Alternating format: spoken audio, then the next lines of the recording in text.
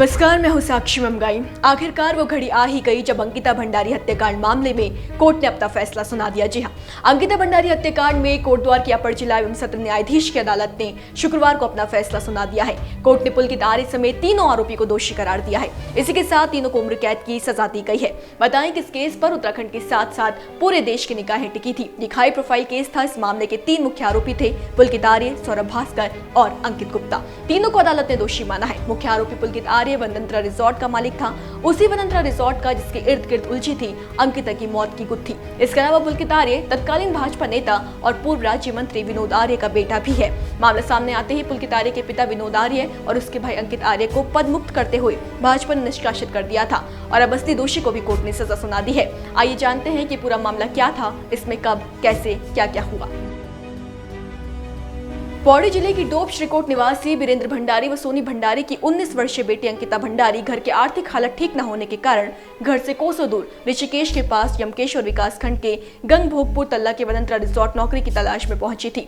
28 अगस्त 2022 को बतौर रिसेप्शनिस्ट अंकिता ने इस रिजॉर्ट में नौकरी शुरू की। अभी उसे नौकरी करते हुए 20 दिन भी पूरे नहीं हो सके थे कि 18 सितंबर 2022 की रात को वो लापता हो गई। अगले दिन घटना की जानकारी लगने के बाद उसके पिता वीरेंद्र सिंह 3 दिन तक उसकी गुमशुदगी दर्ज कराने के लिए पौड़ी, मुनि की रेती और ऋषिकेश के चक्कर काटते रहे। बाद में उन्हें पटवारी चौकी जाने को कहा गया, लेकिन वहां भी राजस्व उप निरीक्षक न होने के कारण उन्हें कांडाखाल चौकी भेजा गया। लेकिन राजस्व पुलिस ने मामले में कार्रवाई नहीं की। मामला तूल पकड़ने पर जिला प्रशासन ने अंकिता की गुमशुदगी के मामले को 22 सितंबर को रेगुलर पुलिस को सौंपा। पुलिस ने उसी रात को तीनों आरोपियों यानी कि रिजॉर्ट के मालिक पुलकित आर्य और उसके 2 अन्य साथी यानी सौरभ भास्कर और अंकित गुप्ता को गिरफ्तार कर लिया। 24 सितंबर 2022 को अंकिता भंडारी के शव को चीला नहर से बरामद किया गया। पोस्टमार्टम रिपोर्ट में डूबने से मौत और शरीर पर चोट के निशान भी पाए गए। 24 सितंबर को ही मुख्यमंत्री पुष्कर सिंह धामी के निर्देश पर SIT का गठन किया गया। लेकिन ये मामला तब तक इतना तूल पकड़ चुका था कि उत्तराखंड पूरे देश में हंगामा मच गया। इस बीच बहुत से एंगल सामने आए, जैसे कि VIP एंगल। पता चला कि वनतंत्रा रिजॉर्ट कई काले गहरे राज खुद में समेटे हुए है। इस पूरे मामले में अंकिता और उनके दोस्त की बातचीत के कुछ स्क्रीनशॉट सोशल मीडिया पर वायरल हुए, जिससे ये पता चला कि मौत से पहले अंकिता और पुलकित के बीच कोई विवाद हुआ था। रिजॉर्ट में काम करने के दौरान वहां VIP अतिथि को एक्स्ट्रा सर्विस के लिए अंकिता को रिजॉर्ट मालिक पुलकित आर्य ने फोर्स किया था। अंकिता ने ऐसा करने से साफ मना कर दिया। इसके बाद से ही विवाद शुरू हुआ। इसी विवाद को लेकर रिजॉर्ट संचालक पुलकित आर्य ने अपने 2 अन्य कर्मचारियों सौरभ भास्कर और अंकित गुप्ता के साथ कथित तौर पर चीला नहर में धक्का देकर अंकिता की हत्या कर दी थी।